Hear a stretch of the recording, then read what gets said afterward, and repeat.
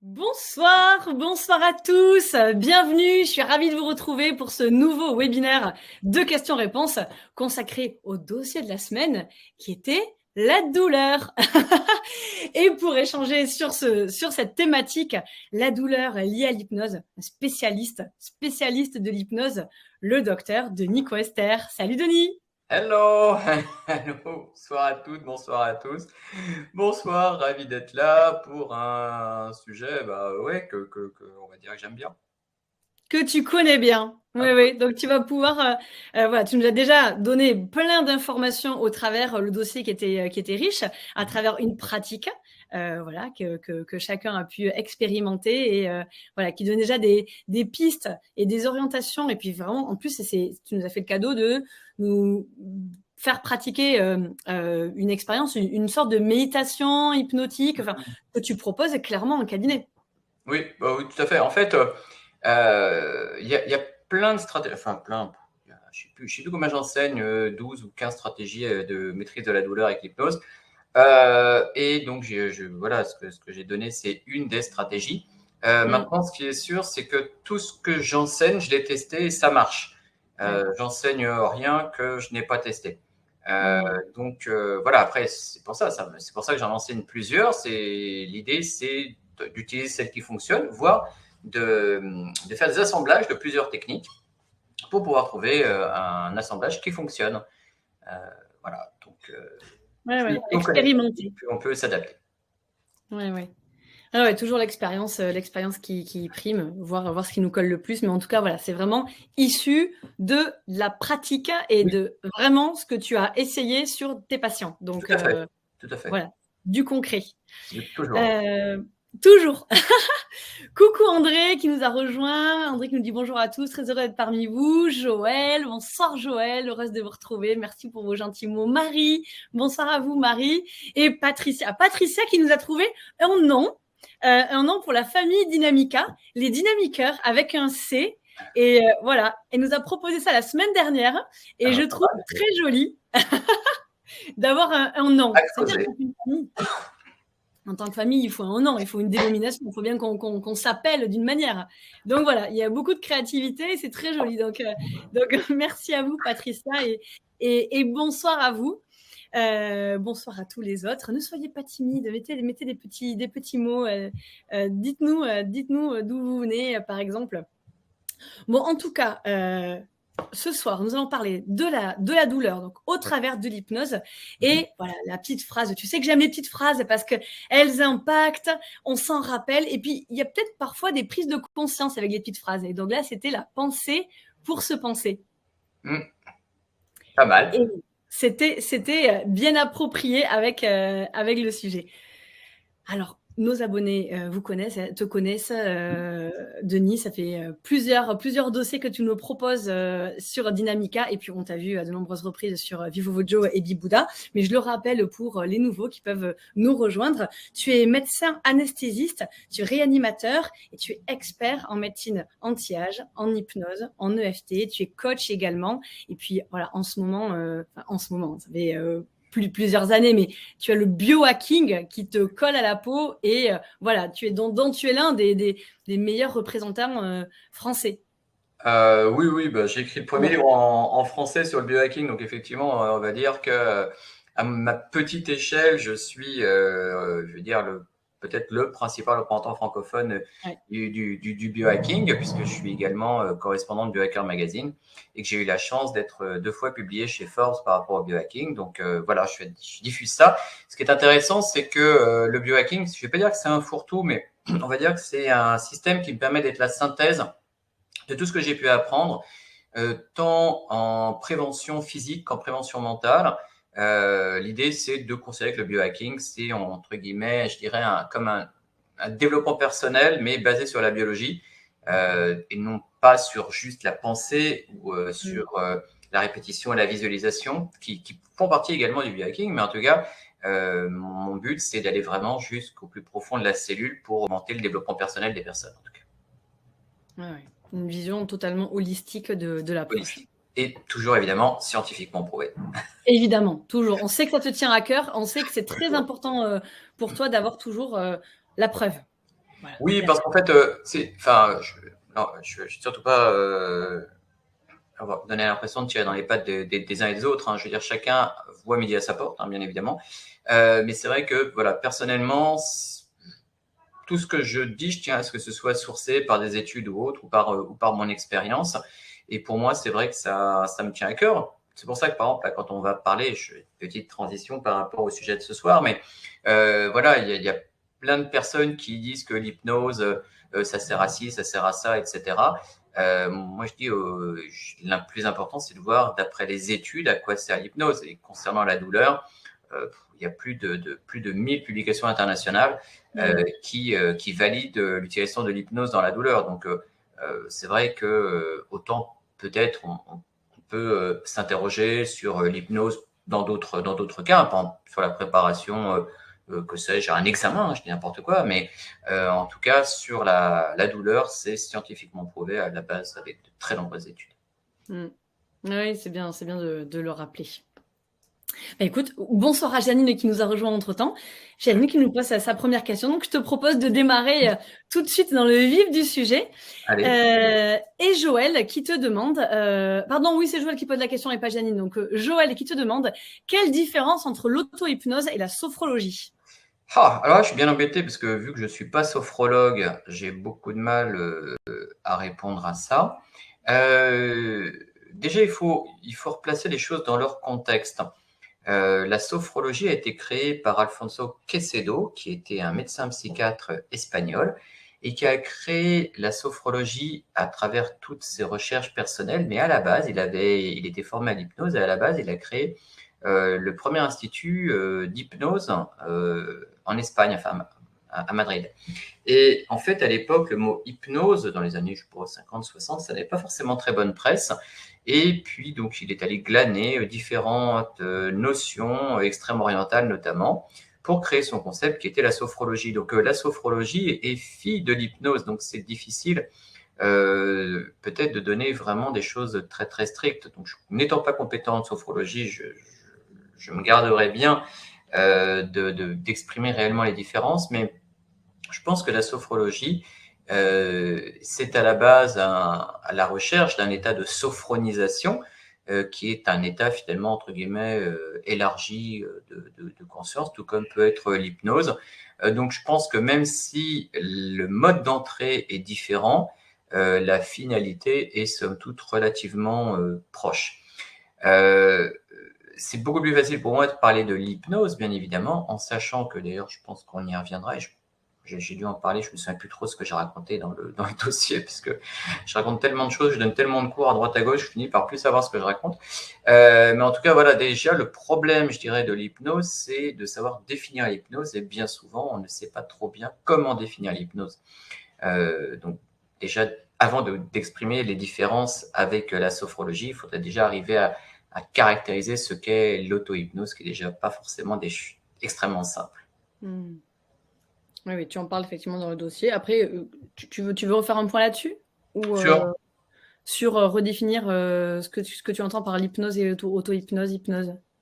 Oui, l'auto-hypnose, c'est quoi? C'est tout simplement le fait de s'approprier à soi-même la technique hypnotique pour pouvoir appliquer à soi-même les protocoles qui auraient été mis en place éventuellement en cabinet, puisque le but du cabinet, c'est justement d'enseigner aux patients l'auto-hypnose pour pouvoir rendre autonome le patient. Donc, le but de l'auto-hypnose, c'est justement d'être autonome.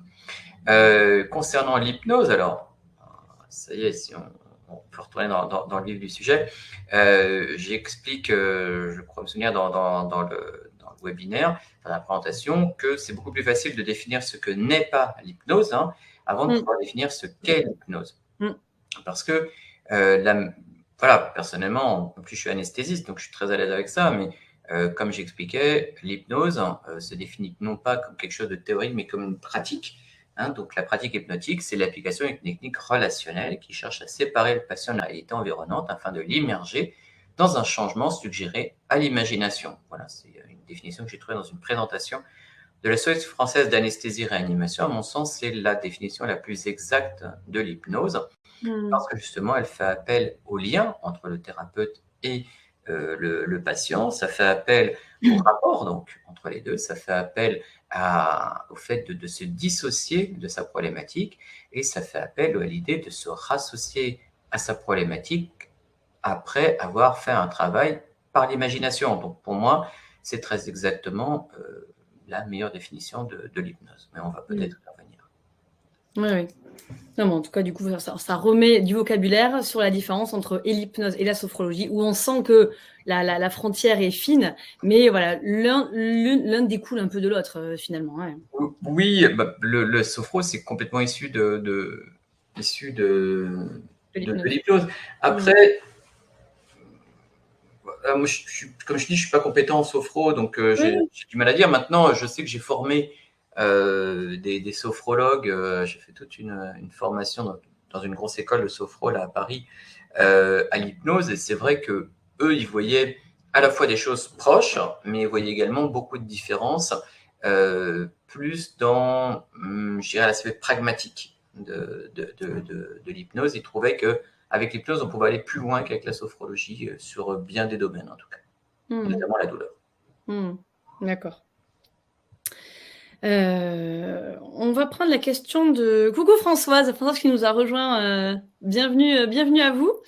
Alors Véronique, elle nous a envoyé un message. Elle ne pouvait pas être là, Véronique, qui est là très très régulièrement. Voilà, donc on lui fait un coucou. Et Véronique qui nous a d'ailleurs envoyé un très joli témoignage, une petite vidéo où elle nous partage voilà ce qu'elle ressent et ce qu'elle vit en fait à travers Dynamica. Donc voilà, j'en profite pour la remercier. On en a reçu également d'autres par écrit. Je pense à Adré qui est là ici ce soir. Donc voilà, merci à vous et n'hésitez pas si vous le souhaitez. Voilà, envoyez vos témoignages de ce que vous ressentez. Voilà, au travers de la plateforme, ce que vous y trouvez sur la plateforme Dynamica, donc soit dans le mail ou en forum. Mais voilà, j'en profite en tout cas pour remercier Véronique quand elle verra le replay. Donc Véronique qui te dit, une fois de plus, ce dossier est très intéressant. J'ai trouvé encore plus intéressant la partie consacrée à l'inconscient, le subconscient et le conscient, en lien avec les 3 parties du cerveau, reptilien, limbique et cortex. Je suis intéressée pour avoir plus d'informations sur les différentes zones du cerveau en lien avec l'hypnose. Merci de m'indiquer des livres, articles ou autres apportant ces explications. La définition que vous avez donnée, Dr Denis Coester, sur l'hypnose est très pertinente. La puissance de l'imaginaire est une des forces de prise en charge. Je ne serai malheureusement pas des vôtres ce lundi. Voilà, et elle nous souhaite une belle soirée. Et je rebondis sur François, qui nous a également envoyé une question qui rejoint la question de Véronique sur, voilà, est-ce que tu peux redéfinir ces 3 aspects? Ok. Alors, avec grand plaisir, bien sûr. T'as 2 heures devant toi? On est bien, j'espère que vous êtes tous bien installés. Un petit thé, un petit verre de vin, selon chacun. Non, donc comme j'explique, hein, là encore, j'insiste, parce que parfois je suis toujours un peu gêné. Je veux pas avoir l'air d'être le bulldozer dans les convictions de chacun, et c'est jamais mon propos d'aller cracher dans le bol des autres. Mais en tout cas, voilà, c'est vrai que très souvent l'hypnose est expliquée à partir d'un concept qui est totalement désuet, de considérer qu'on a un cerveau droit qui serait imaginaire, un cerveau gauche qui serait rationnel. Donc ça, c'est un vieux concept qui date des années 60, hein, notamment à travers les livres de Václavic. Donc c'est vraiment old school, et on sait très bien désormais que c'est faux. Alors c'est une manière imagée, hein, qui peut être sympa, mais qui effectivement est un modèle qui est inexact. Donc il y a différents modèles, hein. Celui que je propose est un modèle. Donc un modèle, c'est à la fois bien pour comprendre, mais en même temps, un modèle reste toujours forcément imparfait. Donc moi, j'aime bien le Mind Model, hein, qui a été développé par l'école Jerry Kine, donc issu de Dave Hellman, donc qui est le courant majoritaire aux États-Unis. Hein. Aux États-Unis, le courant majoritaire est le courant hellmanien, alors qu'en France, en Europe, le courant majoritaire le plus connu, c'est l'hypnose ericksonienne. Donc aux États-Unis, c'est surtout l'hypnose hellmanienne, et Dave Hellman, qui était un hypnotiseur de spectacle, qui s'est intéressé à la douleur parce que son propre père avait des problèmes de douleur chronique, a eu comme principal élève Jerry Kine, qui était un gars extraordinaire qui a mis en place ce fameux Mind Model, que j'aime bien parce que d'abord, il permet de vraiment comprendre l'hypnose, il permet vraiment de comprendre la pensée humaine, et il permet également de se raccorder à un autre modèle qui est connu également, qui est effectivement le modèle du cerveau trionique de McLean, avec donc le reptilien, le limbique et le cortical. Donc, c'est pour ça que moi, j'aime bien utiliser ce modèle. Alors, donc, j'ai fait un super schéma, hein, parce que comme ça va totalement vous C'est bien, tout ce qui est visuel, c'est bien. Ouais, donc voilà. Donc, vous avez bien compris que on peut expliquer l'esprit humain par 3 cercles concentrés. Au centre, donc, il y a l'inconscient. Donc, l'inconscient, c'est les fonctions vitales, fréquence respiratoire, fréquence cardiaque, hormones, système immunitaire, digestion, tout ça, c'est inconscient. D'accord ? À l'extérieur, à la périphérie, donc l'inconscient, c'est donc cette partie finalement du cerveau qui gère les fonctions vitales, mais qui gère également l'émotion la plus profonde qu'on puisse avoir, qui est la peur, hein, qui est l'émotion de la survie. D'accord ? Donc ça, c'est très inconscient. On est d'accord que même si malheureusement le cortex était abîmé, le corps continue à fonctionner. C'est le cas par exemple des personnes qui ont fait une hémorragie cérébrale, le cœur continue à battre, les poumons continuent à respirer, et pourtant le cerveau ne fonctionne plus vraiment. Donc, tout ça, c'est inconscient. À la périphérie, nous avons donc le conscient, la pensée rationnelle, le libre arbitre, la mémoire à court terme. Donc ça, c'est, on va dire, notre ego. C'est ce qui fait dire je suis celui-ci. Voilà, ça c'est le conscient, donc ça se rapproche effectivement du cortex cérébral quand on utilise le modèle du cerveau triunique de McLean. Et entre les deux, donc il y a une zone extraordinaire qu'on va appeler le subconscient. Le subconscient, donc le réservoir de nos croyances, de nos valeurs, de nos émotions, de notre imaginaire, donc c'est le subconscient. Et ce qui est important, c'est de comprendre que tout ça, c'est effectivement extrêmement lié.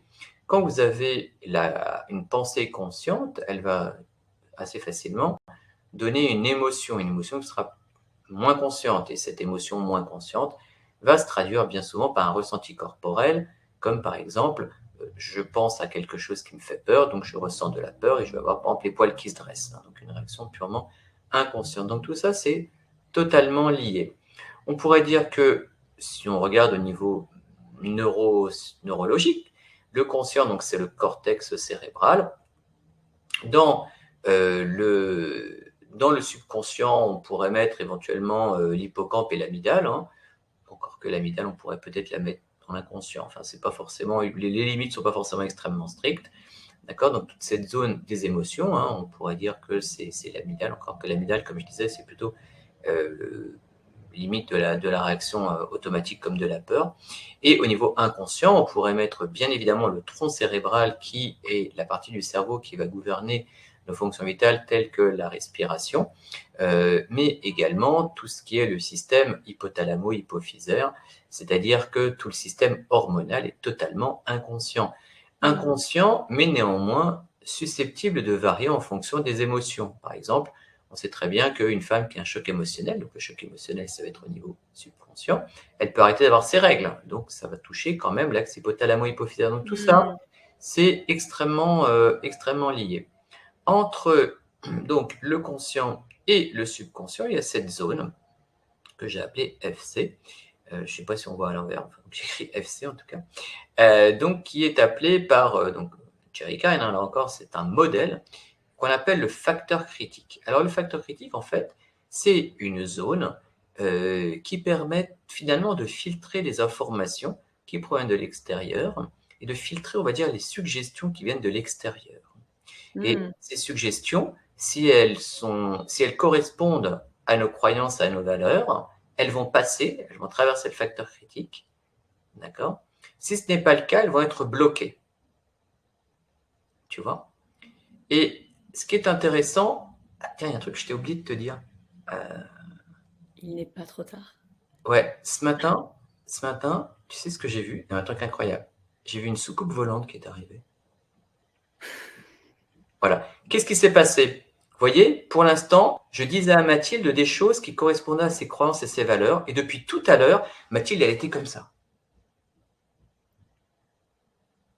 Elle bougeait la tête en signe d'affirmation parce que ce que je disais correspondait à ses croyances et ses valeurs. Et donc, elle avait un geste automatique, qu'elle a d'ailleurs là, automatique, qui montre bien que ce que je dis est accepté par son subconscient, traverse le facteur critique et entraîne une réaction automatique avec la tête qui est comme ça.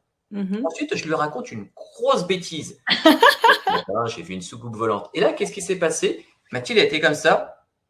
très fixe, le regard fixe, et puis elle me fait c'est-à-dire qu'en fait, j'espère que j'avais pas ce rire niais quand même. Attends. Non, mais bon. Et ce qui s'est passé, c'est-à-dire que mon argumentaire est venu se casser, est venu percuter ce facteur critique qui a bloqué ma suggestion qui ne correspondait pas à ses croyances et ses valeurs. Et donc, l'argument a été bloqué. Et ça s'est traduit par une réaction totalement inconsciente qui était un rire nerveux.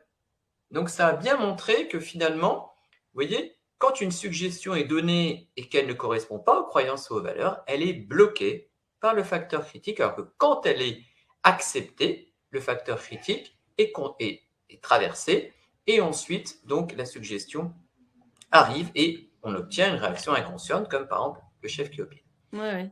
Hyper intéressant. Alors, l'hypnose, parce qu'on pourrait dire, ok, mais l'hypnose, c'est quoi? Eh bien, l'hypnose, dans l'idée hellmanienne et selon Jerry Keim, c'est ce qu'on appelle to bypass the critical factor, c'est-à-dire contourner le facteur critique. C'est-à-dire que l'idée de l'hypnose, c'est de pratiquer des suggestions qui vont permettre de ne pas être bloqué par le facteur critique. Par exemple, si, imaginons un fumeur, je lui dis, tu sais, arrête de fumer, c'est pas bien. Tout ça, c'est bloqué par son facteur critique. Il va dire, bon non, pas du tout, moi je fais ce que je veux. Parce que le subconscient va dire, non, attends, tu rigoles, la clope, moi j'aime bien ça, donc ta suggestion, j'en veux pas. L'idée de l'hypnose, si on reprend l'arrêt du tabac, c'est d'arriver à utiliser des suggestions qui vont contourner le facteur critique, c'est-à-dire qu'ils ne vont pas être interceptés par le facteur critique et qui vont pouvoir aller avoir un effet sur le subconscient. C'est ça l'hypnose, c'est bypass the critical factor, contourner le facteur critique. D'accord ? Donc, c'est pour ça que je trouve ce schéma est très intéressant parce qu'il explique vraiment ce qu'est l'hypnose et le fonctionnement de l'hypnose. Ce qui est intéressant, c'est que là, je t'ai parlé de suggestions qui iraient donc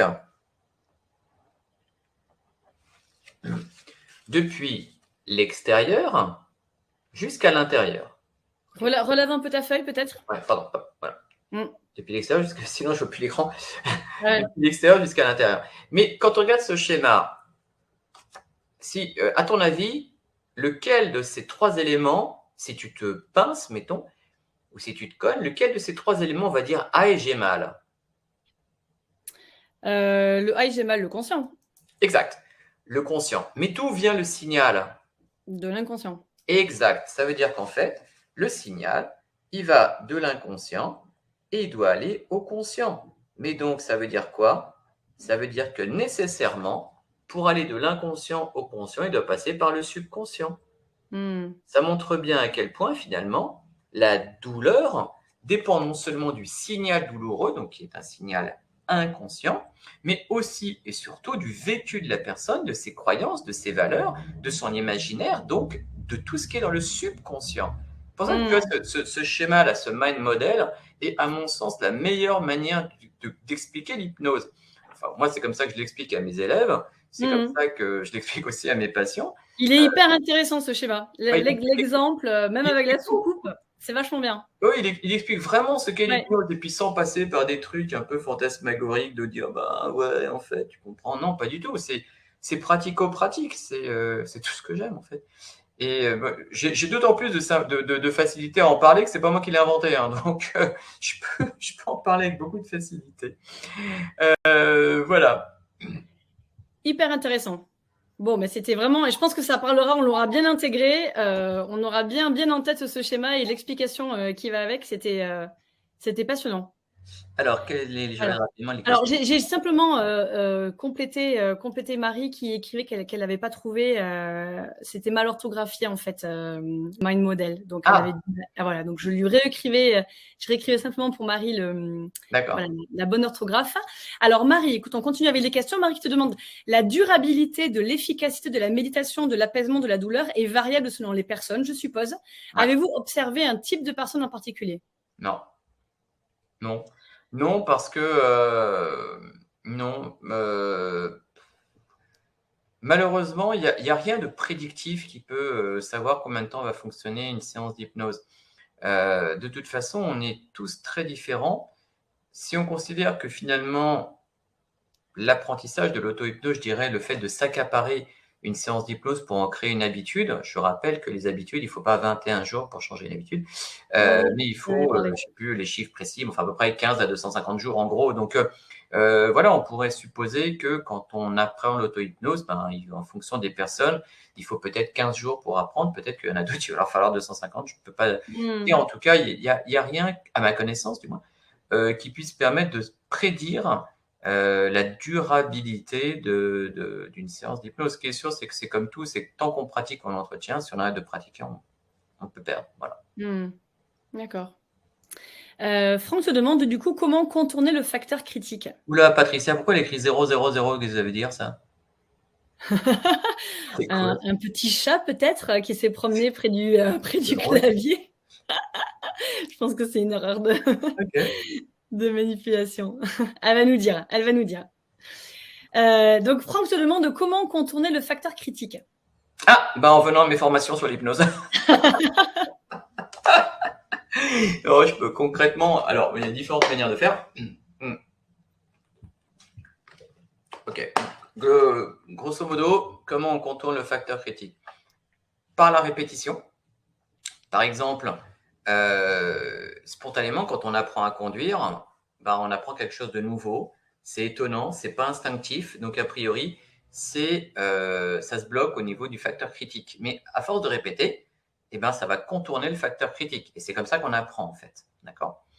Donc, ça, c'est un premier moyen de contourner le facteur critique. Deuxième moyen de contourner le facteur critique, c'est l'émotion intense. Quand on a une émotion intense, finalement, on va contourner le facteur critique pour aller directement au niveau du subconscient. Par exemple, si vous regardez un film d'horreur et que vous voyez le tueur qui arrive et qui poignarde la victime avec plein de sang qui gicle, etc., même si vous savez très bien que c'est faux, l'émotion, elle va être tellement intense que vous allez ressentir quelque chose de très, très fort au niveau même de l'inconscient, puisqu'à quel point vous pouvez avoir le cœur qui va battre la chamade.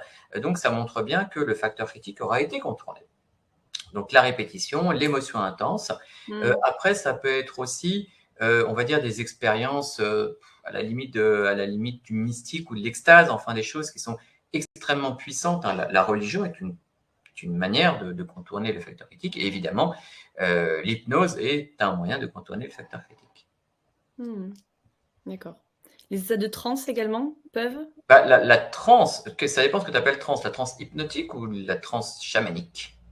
Plutôt la chamanique. Alors c'est quoi la différence pour toi entre la transe hypnotique et la transe chamanique? En fait, entre guillemets, c'est la même chose. C'est pas la même manière d'y rentrer, c'est pas le même concept.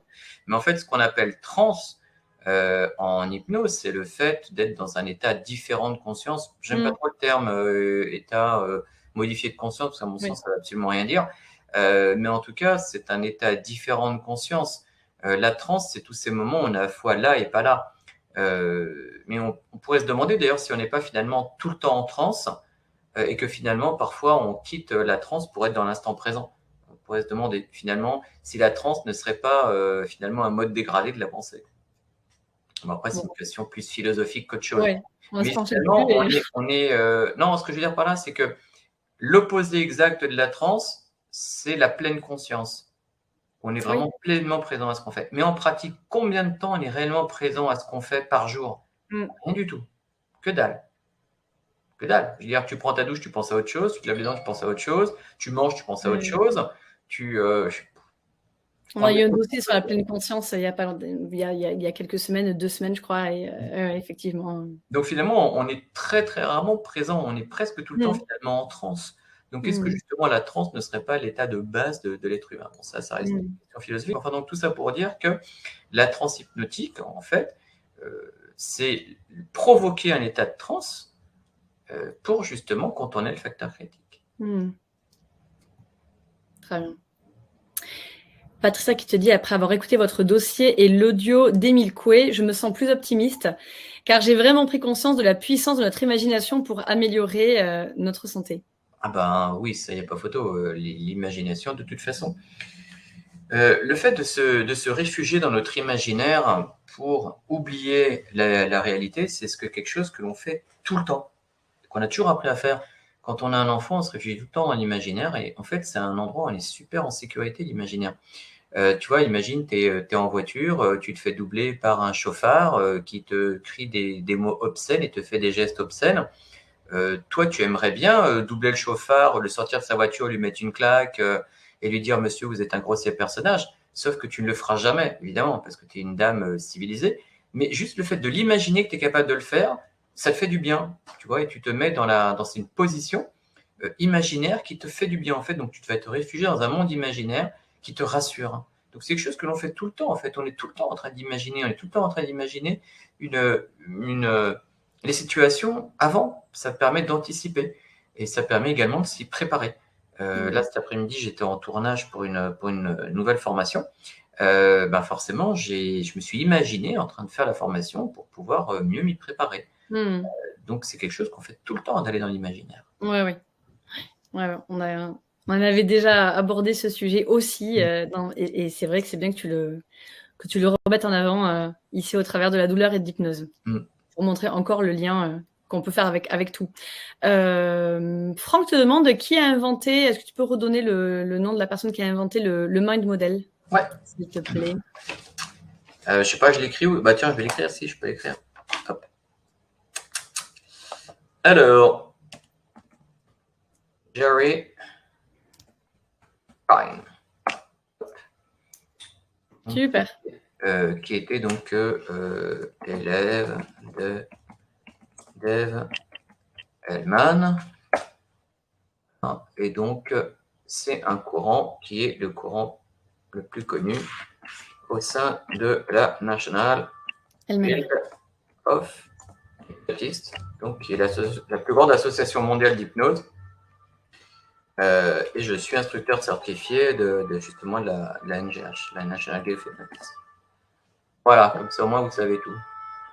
Super, bon bah très bien, on a toutes les infos à présent. Emmanuel te demande, peut-on se débarrasser d'une résistance à la douleur? C'est bon que je comprends pas, c'est quoi une résistance à la douleur? Parce que la résistance à la douleur, en fait, personne n'est vraiment résistant à la douleur, sauf des cas pathologiques. Mais sinon, je comprends pas bien quelle est la question, c'est quoi la résistance à la douleur, et quel en serait l'intérêt de se débarrasser d'une résistance à la douleur, en fait. Bon, peut-être Manuel préciser un petit peu la question. Ouais, juste repréciser un petit peu le sens que vous voulez y donner. Patricia qui nous dit, ce sont les extraterrestres de la soucoupe volante qui ont bloqué mon clavier. Tu vois, je t'avais dit qu'ils existaient. Mais oui. Femme de peu de foi, les extraterrestres existent. Bah, très bien. Alors, le temps que Emmanuel complète sa question pour que tu puisses y répondre, je te propose d'aller retrouver la question de Nathalie du Québec, qu'on salue également. Voilà, elle essaie d'être là dès qu'elle peut, mais décalage horaire oblige, c'est plus compliqué pour elle. Donc, elle nous a laissé une question et un témoignage sur le forum. Donc, voilà, je vais lire ce qu'elle nous partage de son expérience au Québec et puis sa question. Oui. Salut Mathilde et Denis, merci pour ce rappel de ce qu'est la douleur et de valider que l'hypnose peut être extrêmement importante pour ceux qui ont peur d'avoir peur.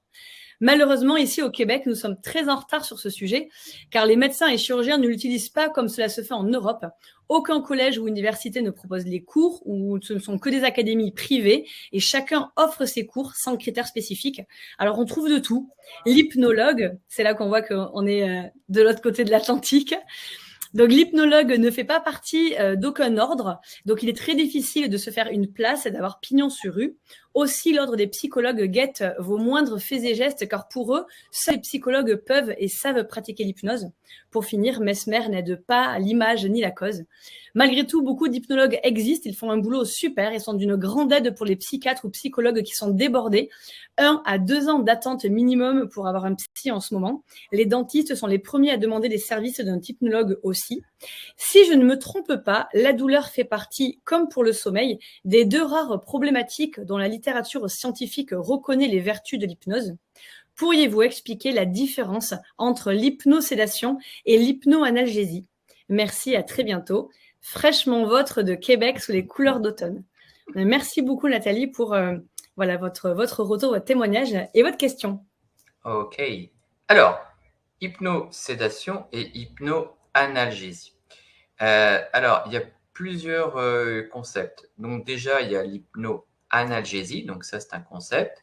Il y a quelque chose qui s'appelle hypnoantalgie, qui est une marque déposée. Donc tout de suite, comme ça, on met de côté l'hypnoantalgie. Donc l'hypnoanalgésie, c'est quoi? C'est donc l'analgésie par l'utilisation de l'hypnose. L'analgésie, c'est quoi? Ça vient de algos, donc la douleur, et un préfixe privatif qui est an, donc analgésie, c'est absence de douleur. Donc c'est ça l'analgésie, c'est la disparition de la douleur. Et en fait, on trouve un mécanisme qui serait donc l'hypnose. Donc c'est la disparition de la douleur par le biais de l'hypnose. Voilà la définition stricte de l'hypnoanalgésie. Ensuite, qu'est-ce que l'hypnosédation? L'hypnosédation, c'est une technique mise au point par Marie-Elisabeth Fémonville. Marie-Elisabeth Fémonville, qui est une professeure d'anesthésie belge, qui a mis en place donc l'hypnosédation dans les années 90. Et donc l'hypnosédation est donc la pratique de l'hypnose au bloc opératoire qui va associer une hypnose, en général une hypnose conversationnelle, à une sédation, donc à des drogues anesthésiques pour laquelle effectivement on peut mettre des doses moindres grâce à l'hypnose, drogues anesthésiques qui vont associer en général un anxiolytique type benzodiazépine et un antalgique type morphine. Donc l'hypnosédation, c'est l'utilisation de drogues anesthésiques, anxiolytiques et antalgiques, avec de l'hypnose pour pouvoir faire une intervention chirurgicale. Et en général, à ça, on va associer en plus de l'anesthésie locale. Donc voilà, l'hypnosédation, c'est vraiment une pratique au bloc opératoire faite par les anesthésistes au bloc opératoire. L'hypnoanalgésie, je dirais, c'est plus la science ou le concept qui est derrière tout ça. Ok, très bien. Si ça explique. J'espère que ça explique pas, elle écrit et puis elle pose des questions et puis je C'est très clair, je pense qu'elle aura bien compris. Et puis Nathalie, si elle a besoin de compléments d'information, elle pourra compléter sa question sur le forum et puis tu pourras compléter ta réponse. Mais voilà, déjà on a une définition claire des deux termes. Je te propose de continuer avec Violette. Alors Violette, elle pose une question sur laquelle tu as déjà un petit peu répondu dans le forum, dans le chat. Je crois que c'est Marie qui l'a posée. Alors elle a pris conscience de plein de notions par rapport à l'hypnose qu'elle pratiquait. Donc elle te remercie pour cela. Et elle te demande quels sont les critères qui ne nous rendent pas tous égaux face à la douleur. Alors, il y a différentes choses. Je dirais qu'il y a certainement une part génétique. Puisqu'on n'est pas tous identiques au niveau de nos récepteurs à la douleur. Ça, c'est un premier point. Je pense qu'il y a des personnes qui, biologiquement, sont plus sensibles que d'autres. Ça, c'est un premier point. Deuxième point, je renvoie à mon schéma, puisque finalement, même si le signal est le même, à partir du moment où le signal passe par le subconscient, nécessairement, il y aura une modulation. Je pense que je vous avais invité à aller regarder la vidéo où je fais une démonstration du doigt. Ouais, avec l'ongle là. Je sais pas si tu l'as regardé? Oui, je l'ai regardé. Ouais, donc en fait, voilà, j'explique comment avec quelques mots on peut augmenter un signal douloureux, au contraire l'abaisser. Donc voilà, vous avez vu, ça me prend 5 minutes. Donc le signal douloureux, il est théoriquement toujours le même, mais la modulation est différente, ce qui fait que l'effet va être différent. Donc ce qui module. C'est une vidéo sur YouTube. Simplement, ouais. Je t'interromps pour rappeler, pour peut-être les personnes qui sont parmi nous qui ne l'ont pas vue, c'est une vidéo sur YouTube. Est-ce que tu peux me rappeler le nom de la vidéo? Peut-être que je peux la mettre en... Tu vas la chercher ou pas? Sinon, je peux aller la chercher. En fait, il faut aller sur YouTube. C'est simple. Vous allez sur YouTube. Mais voilà. Elle avait un nom. C'est simple. Vous mettez YouTube et vous mettez cutter et ongle. Voilà, et vous tombez dessus. Ok. Voilà, vous mettez YouTube, cutter, ongle et vous tombez sur la vidéo, normalement. Voilà. Et donc, voilà, j'explique comment. Donc, c'était à la fin d'une formation que j'avais fait pour des hypnothérapeutes et des coachs. J'avais fait une démonstration, voilà, sur justement comment on peut moduler le signal douloureux avec quelques mots. Tu l'as? Je l'ai, il y a une pub juste avant, mais je l'ai. Donc, je vous colle ça dans le chat. Et puis pour les personnes qui n'ont pas accès au chat et qui verront en replay, voilà, Denis Coester, YouTube, ongle, et voilà, vous tombez dessus, et il y a une explication, la vidéo est courte et très explicite. Donc, ouais. Elle est rigolote en plus, l'explication. Et puis voilà, enfin, je donne aucun, enfin, comme d'hab, enfin, il n'y a rien de mystérieux, quoi. Il y a plein de personnes qui disent, ouais, mais c'est très compliqué, l'hypnose dans la douleur, c'est super complexe. Bah voilà, moi je montre comment on peut faire ça en 5 minutes. Hein. Donc après, vous pouvez tester et reproduire. Donc, il n'y a pas des critères en tout cas bien définis sur pourquoi certains, voilà, ils résistent mieux. Non, après,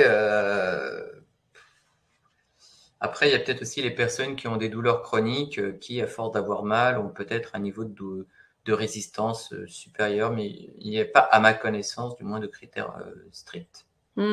Emmanuel a compris sa question, et puis comme on est vraiment sur le sujet, je dis juste que Patricia nous dit qu'elle est 100% d'accord avec toi. Nous sommes en hypnose permanente, hypnose collective. Donc, on en sort. Ouais. Et donc Emmanuel, je rappelle, qui te demandait, peut-on se débarrasser d'une résistance à la douleur? Donc il a compris sa question. Il dit, résistance à la douleur, j'ai eu une dent qui a eu le nerf à vif et je n'ai ressenti aucune douleur, juste un peu mal quand je mangeais épicé. Autre exemple, appendicite et début de péritonite, et je ne me tordais pas de douleur à l'hôpital. Ils ont fait une autre analyse car ils pensaient que c'était une erreur de diagnostic. D'accord. Alors, résistance à la douleur, je dirais, Emmanuel, tant mieux pour vous finalement. Concernant la dent avec le nerf à vif, on peut supposer, je dis bien supposer, que la dent était tellement abîmée, le nerf tellement à vif qu'il était trop abîmé lui-même pour transmettre le signal douloureux, peut-être. Quant au fait d'avoir une péritonite avec peu de douleur, c'est possible. Petite question subsidiaire, Emmanuel, êtes-vous diabétique? Parce que, effectivement, par exemple, les diabétiques ont une résistance plus importante à la douleur, ont une moindre connectivité des nerfs, et donc on peut voir par exemple chez les personnes diabétiques des infarctus quasiment sans douleur. Voilà, donc mais sinon j'ai pas de réponse à vous donner, Emmanuel, désolé. D'accord. Bon, on va voir peut-être avec Emmanuel, c'est peut-être un début de réponse, en tout cas, sur voilà, cette résistance, effectivement, dont il fait le témoignage ici. Écoutez, on arrive à la dernière question que nous avons reçue. Donc, si vous avez des derniers témoignages, questions, voilà, allez-y, sentez-vous à l'aise d'échanger avec Denis, qui est tout à nous ce soir. Merci beaucoup, Denis. Donc, la dernière question, c'est Nicole qui te la pose, voilà, qui te remercie. Elle aussi, elle pratique l'hypnose et elle a mieux compris le phénomène hypnotique qu'elle peut ressentir. Donc, voilà. C'est marrant parce qu'en fait, je fais une petite parenthèse, mais c'est vrai que souvent, quand j'explique le modèle, l'explication hahnemannienne à des hypnothérapeutes qui ont été formés dans d'autres écoles et pas par la NGH, ils me disent « Ah mais attends, je comprends enfin l'hypnose !» Parce que voilà, c'est vraiment une explication qui est hyper simple. Donc voilà, je veux dire, en plus, j'ai d'autant plus de facilité à en faire de la pub que c'est pas moi qui l'ai inventé. Donc je suis très à l'aise avec mon ego, il n'y a pas de problème. Non, mais en tout cas, c'était un super schéma et une super explication. Emmanuel, je prends toujours en priorité le chat avant les questions, donc on passera à la question de Nicole un peu plus tard. Donc Emmanuel te dit, je ne sais pas si je suis diabétique, mais il y a eu des cas de diabète dans ma famille. J'en parlerai à mon médecin. Ouais, ok. Ouais, peut-être regarder un petit peu de ce côté-là pour voir. Marie qui te dit, j'ai de l'algoneurodystrophie niveau cheville. Les médicaments n'étaient pas efficaces ou alors avec de gros effets secondaires. L'argile et la méditation, l'hypnose, oui, et cela sans effet secondaire. Tout à fait. Ouais, c'est l'avantage de l'hypnose, c'est qu'il y a zéro effet secondaire. Il y a une seule contre-indication de l'hypnose, et encore c'est une contre-indication relative, ce serait les troubles psychotiques. Mais sinon, Mhm. effectivement, parce que finalement, on a tous le moyen d'imaginer. À partir du moment où on est capable d'imaginer, on est capable d'utiliser l'hypnose. Donc, on est tous capables d'imaginer. Donc, on est tous capables d'utiliser l'hypnose. Donc, ça, c'est cool. Mhm. Bon, après, l'argile, je peux pas dire. Je suis pas compétent en la matière. Donc, je passe. Mhm. Il y a eu, ouais, il y a aussi il y a des sources. Enfin, le Jade Allègre, notamment, qui est médecin, a amené, voilà, a amené des expériences et monté des études pour parler de l'argile. Après, je sais pas sur les douleurs. Enfin, elle parle des douleurs. Elle parle des douleurs. Après, bon, visiblement, après l'expérience parle. Ah oui, Elle est- moi, en l'occurrence, je suis pas compétent. Donc, Marie, si ça vous soulage, Si parfait. ça marche, voilà. Ça marche de toute façon, que ça Ouais. marche, que ce soit entre guillemets vrai ou placebo, on s'en fout. Mm. Donc, ça marche, c'est super. Ouais. Ouais, ouais. Donc, je reprends la question de Nicole qui te demande comment connaître notre degré hypnotisable. Bah, en fait, quasiment tous les hypnotiseurs de spectacle commencent systématiquement par le même test. Mhm. Tu connais? Pas trop. Je pas de Les doigts. télé, donc pas de Mesmer de nom, mais je n'ai jamais vu aucune émission avec lui. Donc, Ah, bon, on va jouer alors, ça va être drôle. oh Bon, là là, bon, vas-y. t'es Tu me fais pas prête? faire n'importe quoi, hein. Tu me fais pas faire le Ouais, poussé devant la caméra, là. si elle tombe dans le coma, soyez pas surpris. Donc, je vous propose à toutes et à tous, à travers votre écran, de faire un petit jeu avec moi. Allez. C'est un jeu extrêmement simple. D'abord, je vais vous montrer quelque chose et ensuite, je vous demanderai de le faire. Dans quelques instants, je dis bien dans quelques instants, mais pas maintenant, je vous demanderai de prendre vos mains, de les serrer. Pour l'instant, je montre et vous le ferez qu'après. Vous mettez vos mains comme ça. Vous écartez un petit peu les coudes de manière à ce que ce soit confortable. Okay. Ensuite, vous mettrez les deux doigts index comme ceci, face à face. Ensuite, vous écarterez les index. Ensuite, vous imaginerez tout simplement que entre les deux doigts, il y a un aimant. Et que, à partir du moment où vous allez imaginer qu'il y a un aimant, vous allez regarder très fixement les doigts et vous allez voir que parce que vous imaginez que c'est un aimant, les doigts vont se rapprocher, se rapprocher, se rapprocher, tant et si bien qu'ils vont tellement se toucher, se coller, qu'il sera impossible de les séparer. Plus vous essaierez, moins vous réussirez, plus vous essaierez, moins vous réussirez. Et ensuite, je vous proposerai de les décoller. Ils se décolleront et vous pourrez les décoller. OK? Alors, Ok. Allez. tu es prête à jouer? Je suis Alors, dans prête un à premier jouer. temps, tu mets tes deux mains comme ça. Tu tiens. Tu écartes. Enfin, voilà. Très bien. Tu mets les deux doigts comme ça. Voilà, avec les coudes. Mais pas trop. Enfin, il faut que ce soit comme ça. Bien. OK? Un peu souple. Maintenant, Ok. tu as bien collé l'un à l'autre. Voilà, comme ça. Tu vois, toi, tu as de l'espace. Non, pas d'espace. Pas d'espace où j'ai d'espace? Bah, à la base de tes doigts, non, il n'y a pas d'espace. Non, non. Ah d'accord, je croyais. Ok, donc maintenant tu fixes les deux index, tu ne les quittes pas des yeux, tu écartes les index, tu fixes l'espace et maintenant tu imagines qu'il y a un aimant et qui fait que les deux doigts se rapprochent tellement et quand ils se touchent, tu imagines qu'ils se collent tellement. Voilà, tu écartes bien pour bien consolider, pour bien solidifier. Tu ne quittes pas les doigts des yeux, tu ne quittes pas les doigts des yeux. Et maintenant, tout en ne quittant pas les doigts des yeux, tu essaies de s'écarter les doigts. Tu essaies.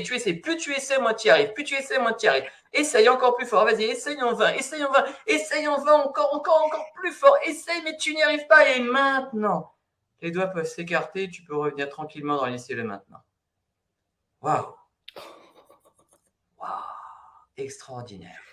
Bon, je suis parfaitement hypnotisable alors. Totalement. Ouais, là, tu es parti. Alors, ça, franchement, toi, si je fais une séance de spectacle, je te prends parce qu'on va bien se marrer. N'hésitez pas à nous mettre un petit commentaire si vos doigts se sont collés aussi facilement que moi ou Voilà, en fait, pas. c'est Mais ce qu'on appelle ok, c'était troublant, hein. voilà, ce sont des exercices, des exercices on appelle ça parfois. Alors, certains disent test de suggestibilité. Moi, je n'aime pas trop utiliser le mot test de suggestibilité. On va utiliser plutôt le terme d'exercice de disponibilité. Mhm. Donc, par exemple, voilà, on pourrait dire que toi, tu es bien disponible et disposé à faire de l'hypnose, tu vois. Donc, ça fait partie des choses qui sont par exemple utilisées en hypnose de spectacle. Moi, je me suis retrouvé formé à l'hypnose de spectacle et ça fait partie des choses qu'on faisait à l'hypnose de spectacle. Voilà, donc ça fait partie des tests. Il y a différents tests comme ça ou exercices qui permettent d'estimer l'hypnotisabilité des personnes. Après, il y a des échelles un peu plus complexes, mais en tout cas, voilà, c'est très facile de savoir si une personne est, entre guillemets, hypnotisable, en sachant que de toute façon, tout le monde est hypnotisable. Après, tout le monde est hypnotisable différemment, ou à des degrés divers, parce que tout le monde est hypnotisable. D'accord. Il y a Janine qui nous dit c'est bluffant. Marie nous dit l'index toujours écarté. Ah, donc Marie, non. Marie, moins hypnotisable en tout cas par cette Ou pas, parce qu'après, je ne l'ai pas vu, donc je ne sais pas si elle a bien fait l'exercice. Toi, je sais que tu as bien fait l'exercice. Donc, je sais que voilà, maintenant, c'est difficile quand on ne voit pas la personne. Voilà. Parce qu'il faut vraiment faire il y a toute une certaine séquence. Voilà. Joël qui nous dit oui, super. André également, oui, parfait. Janine, je ne pensais pas, mais ça a parfaitement fonctionné. Doigts collés, impossible à détacher, puis se sont décollés sans problème. Emmanuel, j'avais déjà pratiqué, ça n'avait jamais marché, mais ce soir, mes os se sont collés très rapidement. Bah ouais. Ouais. Mais moi aussi, vraiment, et puis impossible, tout de suite, attirer l'un à l'autre. Incroyable. Bon, voilà, c'était un chouette exercice. Pour en savoir plus, il faut aller se former. Françoise qui dit comme moi, voilà, ça s'est collé très vite également. Donc, bon. Janine nous a posé une question. Ça fait partie des choses de base. Hein. Je veux dire, dans mon enseignement, moi, je fais des formations courtes en hypnose. Hein. Moi, je ne suis pas du tout à faire des formations comme c'est souvent fait, technicien, praticien, maître Jedi, praticien, grand interplanétaire praticien. Enfin voilà, mais c'est pas mon truc. Moi, c'est du pratico-pratique en 8 jours, boum. Et ça, c'est le genre de choses en 2 jours, tous les élèves le font. Quoi. Oui. Non, mais là, c'était intéressant. Écoute. Et première expérience pour moi, en tout cas, d'exercice d'hypnose. Enfin, exercice, séance d'hypnose, oui, mais exercice de la sorte, première fois. Donc, écoute, c'est intéressant. Classe. Janine qui te demande, que se passe-t-il si on s'endort pendant une séance d'hypnose? Est-ce aussi efficace? Non, alors c'est clairement pas aussi efficace. Pourquoi? Parce qu'on a quand même besoin que la personne soit présente. On peut faire de l'hypnose en mode monologue ou limite je lis un script et que la personne elle dort et j'ai l'impression d'être très content et d'avoir fait une super séance, mais en pratique ça va pas servir à grand chose. Pour moi, l'hypnose c'est pas uniquement un monologue. Je parle en cabinet, hein, j'insiste bien en cabinet. C'est plutôt un échange. Mais c'est vrai qu'on peut utiliser du monologue. Je veux dire, quand par exemple, avec ce que j'ai fait pour Bigouda, là, pour arrêter de fumer ou pour arrêter le sucre, ou ce genre de produit, effectivement, c'est des monologues, mais c'est pour ça qu'il y a des séances qui se reprennent et qu'on travaille plusieurs fois pour justement créer une habitude, pour créer de la répétition. Parce que comme je disais, la répétition va contourner le facteur critique. Hein, donc, effectivement, dans ces cas-là, oui, j'utilise le monologue. Mais sinon, en séance d'hypnose, ce que je veux, c'est que la personne, elle garde un contact avec moi. Donc, si quelqu'un, mettons, utilise des produits que j'ai fait pour Bigouda sur arrêter de fumer ou arrêter le sucre, si la personne, elle s'endort une fois, ce n'est pas très grave, puisque justement, elle va reprendre pendant 3 à 4 semaines l'exercice, donc elle ne va pas toujours s'endormir. Donc, la répétition aura quand même lieu. Mais sinon, en séance, si je vois que mon patient s'endort trop, à ce moment-là, je m'approche un petit peu et je parle un petit peu plus fort pour éviter qu'il s'endorme, voilà, par exemple. D'accord. Et non, très clairement, parce qu'à partir du moment où il s'endort, alors après, de dire que oui, quand on s'endort, le subconscient entend. Ouais, peut-être, mais. Oui, il y a moins de certitude. Ouais, enfin, si vraiment on pouvait apprendre quand on dort, enfin, moi j'adorerais parce qu'à ce moment-là, je me mettrais tout un tas de podcasts pendant la nuit sur YouTube avec des oreillettes et le lendemain matin, je serais super savant, quoi. Mais malheureusement, ça marche pas comme ça. Enfin, ça se saurait. Moi, j'adorerais, hein, mais franchement, ça serait. Wow. Là, je me mets 12 heures de podcast, c'est là, puis là, je pars en nirvana et voilà. Non, ça serait. Je pense. Ok. Bon, très bien. Donc, non, l'hypnose et la sieste après, mais pas au même moment. Mais c'est vrai que parfois, il est difficile d'entrer vraiment dans cette limite, dans cet état et sans basculer. Ah oui, oui, bah, personnellement, moi, je m'endors très vite. Mmh. Je m'endors très, très vite. Mmh. Bon, bah, très bien. Écoute, on arrive au terme de ce webinaire. Donc, voilà, s'il y a vraiment des dernières questions ou témoignages, n'hésitez pas. Écoute, Denis, c'était hyper intéressant, bien complémentaire avec le dossier que tu nous as proposé, le schéma. On était sur un webinaire extrêmement pratique, donc formidable avec le schéma, l'explication, le coup de la soucoupe. Je pense qu'on s'en rappellera. Donc génial. Et puis voilà, cet exercice-là des doigts serrés, hyper intéressant. Donc voilà, merci beaucoup pour cela. J'ai Aline qui te dit, j'ai toujours beaucoup de mal à ne pas m'endormir et l'impression que la séance n'est pas optimale. Et bien, à ce moment-là, pratiquer l'hypnose le matin. Ouais.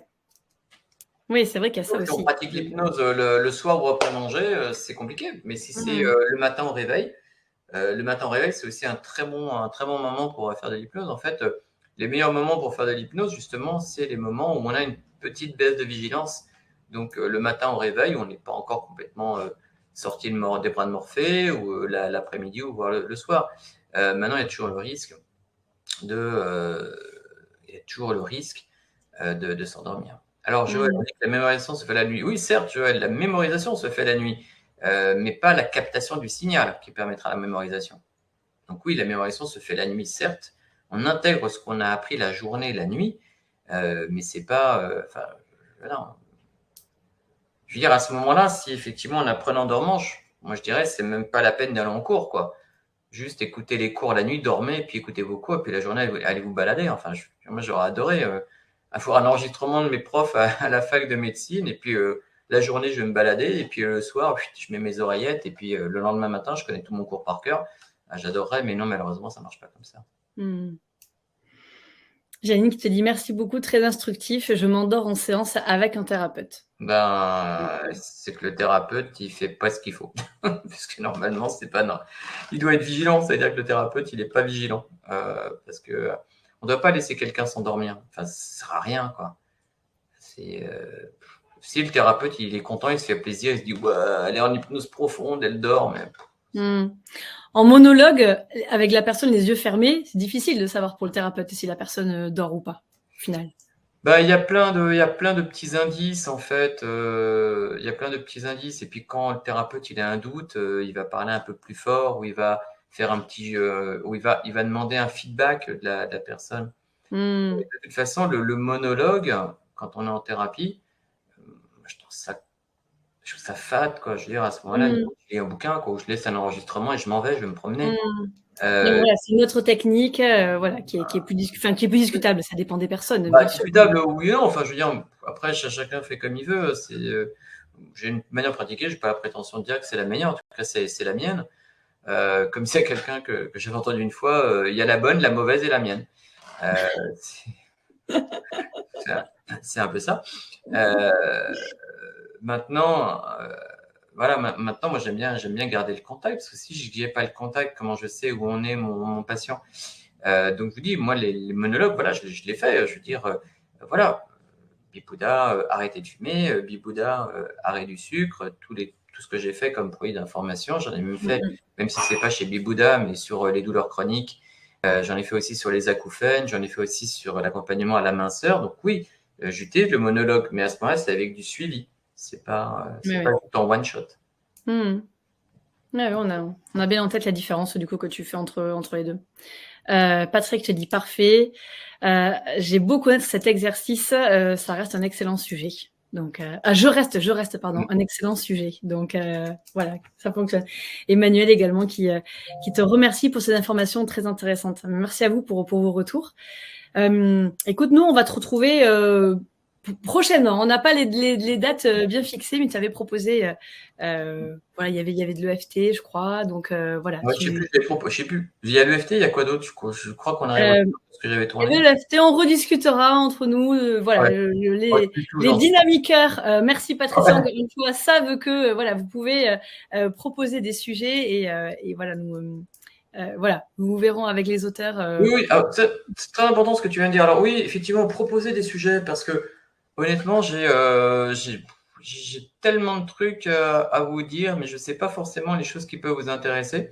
Bon, tu vois, par exemple, j'ai ouvert ma chaîne YouTube là, il y a quelques semaines. D'ailleurs, n'hésitez pas Très bien. Ben voilà, parfait. à vous abonner. Donc, ma chaîne YouTube, c'est la chaîne YouTube. Vous allez sur YouTube, vous faites Docteur Denis. Donc, Docteur en toutes lettres, Denis, D-E-N-Y-S. Hein. Vous êtes sur ma chaîne YouTube Docteur Denis.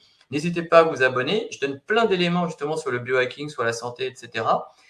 Je brosse plein de sujets différents. Et en fait, justement, en fonction du nombre de vues, du nombre de likes, ça me permet de savoir qu'est-ce qui intéresse les personnes. Et je dis aussi, interagissez, mettez des commentaires, dites-moi sur quoi vous voulez que je parle. Donc, vraiment, voilà, allez sur la chaîne Docteur Denis, Docteur en toutes lettres, Denis, D-E-N-Y-S. Et puis, inscrivez-vous sur ma newsletter, Docteur Denis /cadeau. Vous aurez encore en plus un e-book. Enfin, n'hésitez pas à vous inscrire. Et puis comme ça me permet aussi de savoir de quoi vous voulez parler. Donc, éventuellement, parmi tous les sujets dont je parle sur ma chaîne YouTube, s'il y a des sujets qui vous intéressent un peu plus, vous dites « Ah, ça serait bien que tu en parles dans Dynamica », et ben ok, moi je vous fais, parce que les vidéos sur YouTube, elles durent, je sais pas, 3-5 minutes. Si vous voulez que je vous fasse un gros sujet sur tel ou tel question, n'hésitez pas, quoi. Donc, allez sur ma chaîne YouTube, dites-moi ce qui vous intéresse. Et puis, voilà. Il y a des petites propositions. Parce qu'il y a plein de commentaires. Attends, il faut que je me rattrape. Bien, merci beaucoup d'être très riche, toujours intéressant. Non, je les lis, ou alors tu les lis. Mais pour les personnes qui vont regarder en replay, le chat n'est pas accessible. Ah, je ne savais pas. Et ouais, non, il n'est pas accessible. Donc voilà. Vas-y, alors, je te laisse lire. Tu peux y aller, hein, mais. Vas-y. Bon, alors, Françoise qui nous dit « Merci beaucoup, Docteur Denis, très riche et toujours très intéressant. Je suis la méthode Top Immunité. Super, vos voix sont agréables. Merci Mathilde pour ta bonne humeur et bonne soirée à tous. » C'est gentil, Françoise. Merci pour vos retours. Marie, merci beaucoup. Joël, pareil, qui a trouvé le sujet passionnant. André, merci beaucoup pour ces infos. Bonne soirée. Franck qui propose un sujet, l'attachement insécure, sécure. Sèche-linge. Je ne comprends pas ce que ça veut dire. Non, le séché, c'était le sécure, qui est en haut. Insécure, sécure. Peut-être préciser un peu les sujets qui pourraient... L'attachement, ça peut être un sujet. Clairement, je ne suis pas compétent en sèche-linge. Je pourrais demander à Darty, mais je ne suis pas compétent. Non, mais l'attachement peut être un sujet. Après, insécure, sécure, peut-être préciser un peu plus. Ouais, non, ça, non. Enfin, voilà, là, je me sens pas compétent dans ça. La théorie d'attachement, non. C'est juste que... Non, mais en tout cas, je note parce que si c'est pas toi, ça peut être un autre auteur. Non, alors d'autres. Alors, non, là, je note. On en avait un petit peu parlé de l'attachement avec dans le dossier des neurotransmetteurs d'Olivier Madelrieux et d'Olivier Siam. Non, mais là, pour l'attachement, faut demander à vraiment quelqu'un qui connaît. Faut prendre un psychologue, enfin quelqu'un qui veut parler de la théorie de l'attachement, parce que ça, on peut pas se permettre de regarder Wikipédia et de faire un dossier là-dessus, quoi. C'est une vraie question. Enfin. Oui. Non, mais les deux, tant Olivier Madelrieux qu'Olivier Siam sont docteurs, l'un en pharmacie, l'autre neurologue. Donc, mais voilà, on va et c'est insécure, sécure. Voilà, peut-être préciser un peu, Franck, s'il y avait voilà une précision à faire sur cette thématique. Bon, moi en tout cas, je vous retrouve la semaine prochaine avec le docteur Robert Larsonneur et nous allons parler de la paix intérieure. Je vous en avais parlé il y a quelques semaines et puis on avait un peu décalé. Il y avait eu un contretemps de planning, mais là c'est vraiment la semaine prochaine. Et voilà, sur le modèle, la paix intérieure selon le modèle des parties. Et voilà, Robert va nous aider à mieux assumer, mieux choisir et mieux définir la prise de décision, qui peut parfois être difficile. Voilà, parfois on part dans un sens et puis on va quand même garder l'autre choix en tête. Voilà, arriver à s'aligner et voilà, des astuces pour mieux choir. Ouais, Robert, il peut vous parler de l'attachement et la théorie des parties, c'est des choses qui vont très bien ensemble. Hein. Donc, ouais, très, très bonne. Ouais, donc, bon, en tout cas, je peux faire juste un petit tips de biohacking.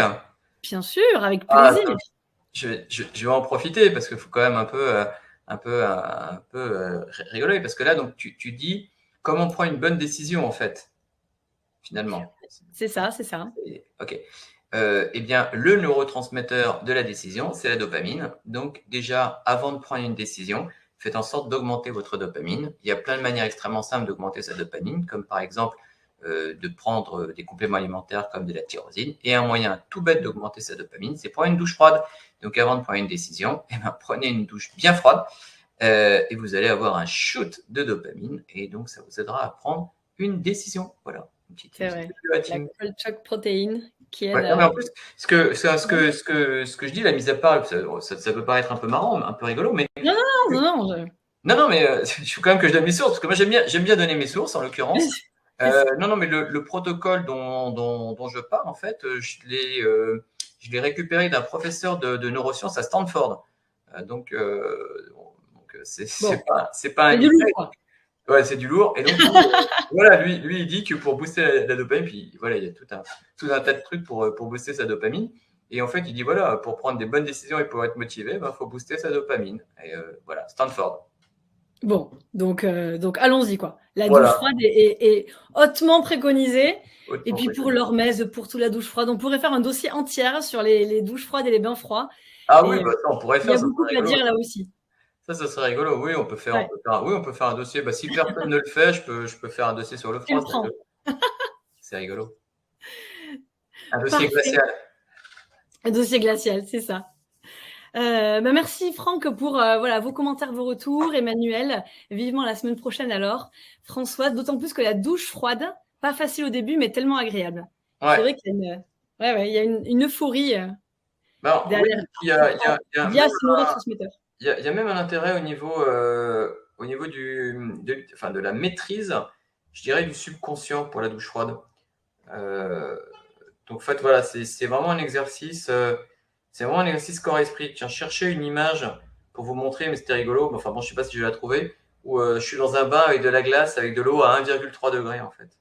1,3, bravo. J'ai fait 3 degrés, mais 1,3, c'est ouais.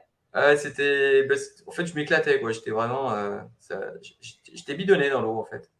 Mais Françoise a complètement raison. C'est pas simple au démarrage et puis le corps s'adapte. Bien sûr. L'esprit surtout s'adapte en fait. Ouais. Donc, on garde. Ça peut être intéressant, un dossier douche froide. On garde les idées et puis on voit comment. Ouais, on va retrier tout ça pour le dossier à venir, mais c'est intéressant d'avoir tous vos retours. Merci Denis, encore une fois, pour la richesse de ce que tu nous as partagé ce soir, du dossier et de tes partages de ce soir. C'était un moment très agréable, joyeux. On a bien rigolé. Merci à vous tous pour votre présence, pour vos questions, vos partages. Voilà, le lien et la communauté, c'est important et primordial. Donc merci à vous d'être là ce soir et d'échanger. Et vive les soucoupes volantes. Et puis les soucoupes volantes, on gardera ça. Beau lundi à tous, belle fin de lundi, belle semaine. Et puis à très bientôt Denis. Bonne soirée. Et prenez soin de vous tous. Bye bye. À bientôt, à lundi. Au revoir.